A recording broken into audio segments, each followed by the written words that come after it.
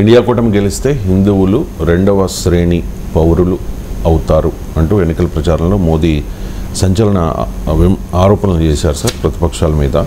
అంటే మతపరంగా చూసుకుంటే భారతదేశంలో మెజారిటీగా ఉన్న ప్రజలు హిందువులు. సో అలా జరిగే అవకాశం ఉందా? మోదీ ఈ తరహా వ్యాఖ్యలు ఎందుకు చేస్తున్నట్టు? ఈ మతపరమైన ఒకవైపు మేము మతం గురించి మాట్లాడతలేమని అమిత్ షా అంటాడు. మేము ముస్లింల గురించి మాట్లాడుతున్న లేవని, అసలు హిందూ ముస్లిం అని తెస్తే రాజకీయాలకు నేను పనికిరాను అన్నాడు.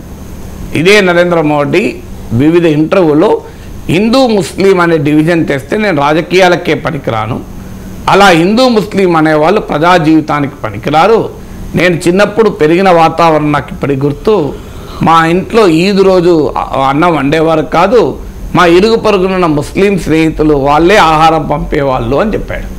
సో ఇది నరేంద్ర మోడీ ఒక స్టేట్మెంట్. ఇంకో స్టేట్మెంట్ ఏంటి?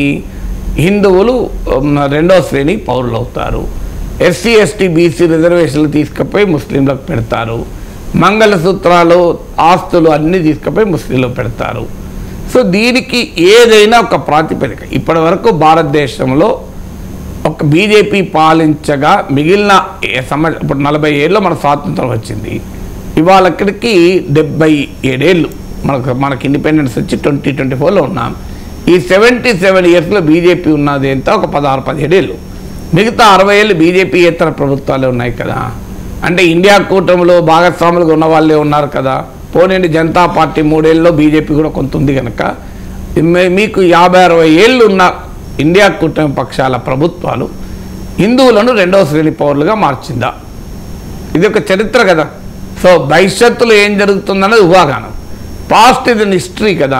రెండవ శ్రేణి పౌరులుగా హిందువులను మార్చిందా? హిందువుల మంగళసూత్రాలు తీసుకుపోయి ముస్లింలకు ఇచ్చిందా? సో ఎస్సీ ఎస్టీ రిజర్వేషన్లు తీసుకుపోయి ముస్లింలకు ఇచ్చారా? సో హిస్టరీ షుడ్ ఆన్సర్ కదా. అలాగే ఇప్పటికీ అనేక రాష్ట్రాల్లో కాంగ్రెస్ ప్రభుత్వాలు ఉన్నాయి, ఇండియా కూటమి పక్షాల ప్రభుత్వాలు ఉన్నాయి. ఇప్పుడు మీరు అక్కడ తెలంగాణలో హిందువులు రెండో శ్రేణి పౌరులుగా బతుకుతున్నారా? మీరు హిందువే, నేను హిందువే, మనం ఏమన్నా సెకండ్ గ్రేడ్ సిటిజన్గా బతుకుతున్నామా? నాకు ఆ ఫీలింగ్ ఎవరికైనా మనకుందా? పోనీ తమిళనాడులో ఇండియా కూటమి ఉంది, తమిళనాడులో హిందువులు మేము రెండో శ్రేణి పౌరులు అయిపోయారా? కేరళలో ఇండియా కూటమి ఉంది, రెండో శ్రేణి పౌరులు అయ్యారా? బెంగాల్లో ఇండియా కూటమి ఉంది, అక్కడ రెండో శ్రేణి పౌరులు అయ్యారా? కర్ణాటకలో ఇండియా కూటమి ఉంది, కర్ణాటకలో హిందువులు రెండో శ్రేణి పౌరులు అయ్యారా? సో ఇన్ని స్టేట్లో ఎక్కడా హిందువులు రెండో శ్రేణి పౌరులు కాలేదు కదా. అంటే ప్రజల్లో మతపరమైన విద్వేషాలను రెచ్చగొట్టి విద్వేషాల ఆధారంగా ఎన్నికల్లో గెలవాలి. ఎందుకంటే 10 ఏళ్ళు దేశాన్ని పాలించిన ప్రధానమంత్రి ఆశ్చర్యం వేస్తుంది, నా 10 ఏళ్లలో ప్రజలకు ఈ మంచి జరిగింది, దేశానికి ఈ మంచి జరిగింది, ఇంకా నేను ఈ అభివృద్ధి చేశాను, ఈ మార్పులు తెచ్చాను, నాకు ఓటేయని అడగాలి. సో నార్మల్గా 10 ఇయర్స్ ఇది వెరీ లాంగ్ పీరియడ్ కదా.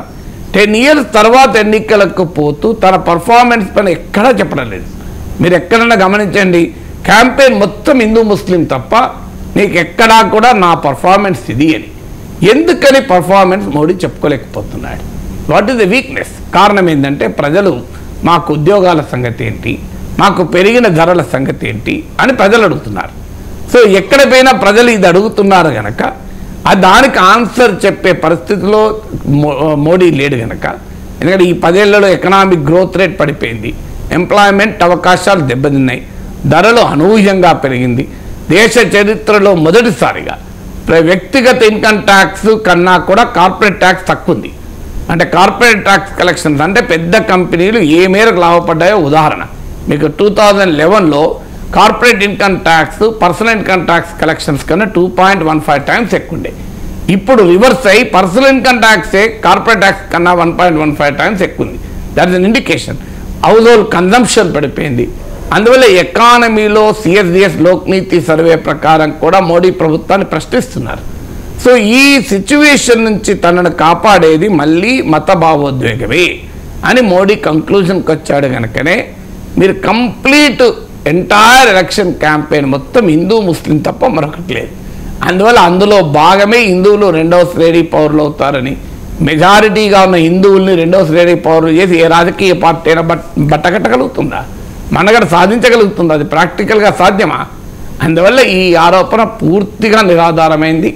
కేవలం ప్రజల్లో భావోద్వేగాలు రెచ్చగొట్టి ఎన్నికల్లో లబ్ధి పొందటానికి ఎకానమీ పైన మోడీ ప్రభుత్వం ఎదుర్కొంటున్న ప్రశ్నలకు ఆన్సర్ చెప్పలేక ఎమోషన్స్ను రౌజ్ చేసేటువంటి ఒక ఎత్తుగడ.